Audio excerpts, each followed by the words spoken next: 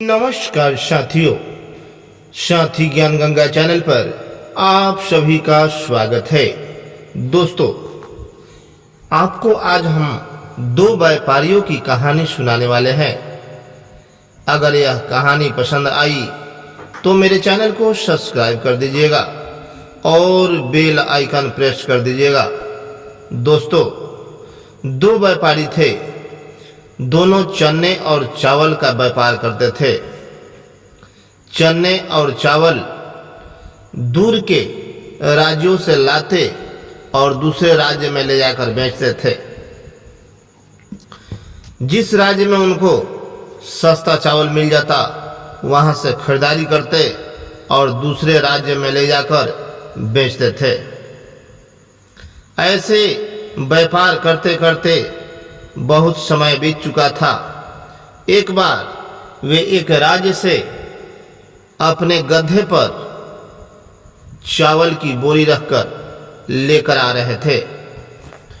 चलते चलते रास्ते में एक जंगल पड़ा।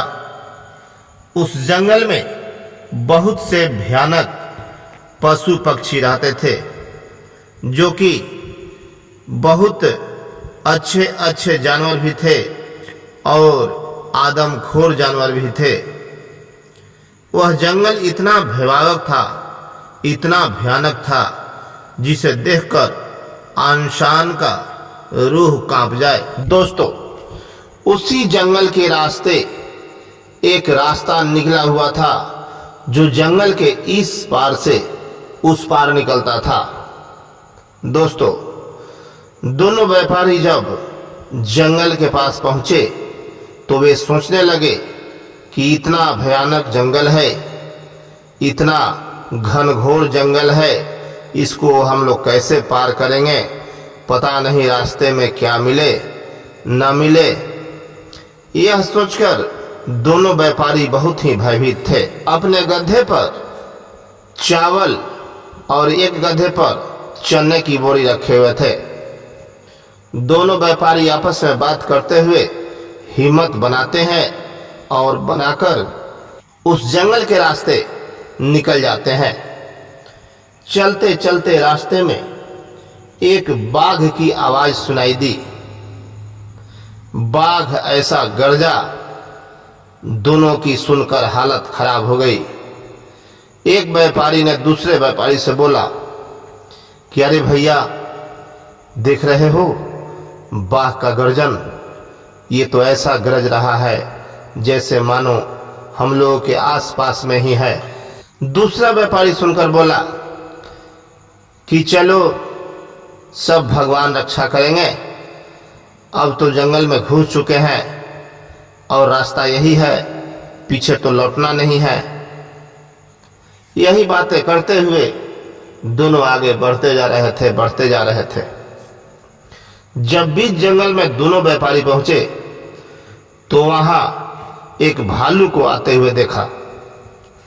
भालू को देखकर दोनों व्यापारी घबरा गए और फिर एक व्यापारी ने दूसरे व्यापारी से कहा कि अरे वो देख, जंगली भालू आ रहा है। दूसरे व्यापारी ने बोला कि ऐसा करते हैं, ये तो जानवर है, इन दोनों को तो वह कुछ बोलेगा नहीं, लेकिन हम इंसान हैं, हम लोगों का देखकर खून चूस जाएगा भालू, इसलिए भागो और पेड़ पर चढ़ जाओ। एक व्यापारी जल्दी जल्दी करके पेड़ पर चढ़ गया और दूसरा व्यापारी चढ़ने ही वाला था कि भालू का नजर उस गधे पर पड़ा। गधे को भालू अभी देख ही रहा था, तब तक व्यापारी समझ गया कि भालू अभी हमको देखा नहीं है, इसलिए कोई ना कोई दिमाग लाना जरूरी है। यह समझकर वह व्यापारी वहीं जमीन पर लेट गया और अपना सांस रोक दिया। दोस्तों, कहा जाता है कि मरे हुए इंसान हो या जानवर हो या कोई चीज हो, भालू उनको सूंघ के छोड़ देते हैं और उन्हें फिर न खाते न पीते। दोस्तों, भालू धीरे धीरे करके उस व्यापारी के पास आया और उसे लगा कि यह इंसान मर चुका है, गधों को देखकर मुंह चिढ़ा लिया और आगे बढ़ते गया। भालू चला गया और फिर व्यापारी उठकर बैठ गया और अपने मित्र से बोला कि अरे यार, तू तो चढ़ गया और मैं नहीं चढ़ पाया।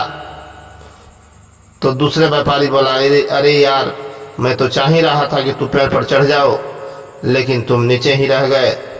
चलो कोई बात नहीं, भगवान की इच्छा से हम लोगों का प्राण बच गया। और दोनों व्यापारी धीरे धीरे आगे बढ़ने लगे। जाते जाते जंगल को पार कर गए और फिर जंगल के किनारे एक गंगा तट पर एक पीपल का पेड़ था, जहां दोनों जाकर ठहर गए और सोचने लगे कि हम लोग जीवन भर तो व्यापारी किया, लेकिन आज तक जैसे के तैसे हैं, पता नहीं भगवान किस दिन हम लोग का दिन दशा बदलेंगे। दोनों यह बात सोच रहे थे और सोचते सोचते वहीं सो गए। गधा भी थके हुए थे, गधा वहीं बैठ गए और बैठकर आराम करने लगे। थोड़ी देर बाद व्यापारी को स्वप्न में दिखाई दिया कि जहां वो सोए हैं उसके नीचे सोने का भंडार है और वहां बहुत सारा सोना है। व्यापारी जब जगे तो अपने मित्र से बोला कि अरे मित्र, हम लोग के जहां सोए हैं इसके नीचे बहुत ढेर सारा सोना है जो कि पड़ा हुआ है, क्यों ना खोद कर देखते हैं, कहीं बात सच निकल जाए। यह सोचकर दोनों वहां खुदाई करने लगे और तब वहां सुंदर सा सोने से भरा हुआ 5 घड़ा सोना का घड़ा मिला, जिसमें कि हीरे जवाहरात मूंगा मोती से भरा हुआ था। दोनों बहुत प्रसन्न हुए और पीपल देवता को प्रणाम किया और कहा कि हे प्रभु, आपने हम लोगों का गरीबी दूर कर दिया, आज से हम लोग धनी मनी हो गए। और फिर उस 5 घड़े को बोरी में कस के चावल और चने की बोरी उसी पीपल के नीचे रख दिया और सोने का घड़ा गधे पर लादकर अपने गांव राज्य को चल दिए। जब वे अपने घर लेकर सोने का घड़ा पहुंचे तो उनके बच्चे बीवी देखकर बहुत खुशी हुए, बहुत प्रसन्न हुए और उनसे पूछे कि आप लोगों को इतना सारा धन कहाँ से मिल गया। दोनों व्यापारियों ने अपने अपने घर सारी कहानी सुनाई और फिर सुखी संपन्नता के साथ रहने लगे। दोस्तों, चलते चलते आप सभी को नमस्कार। मिलते हैं अगले वीडियो में।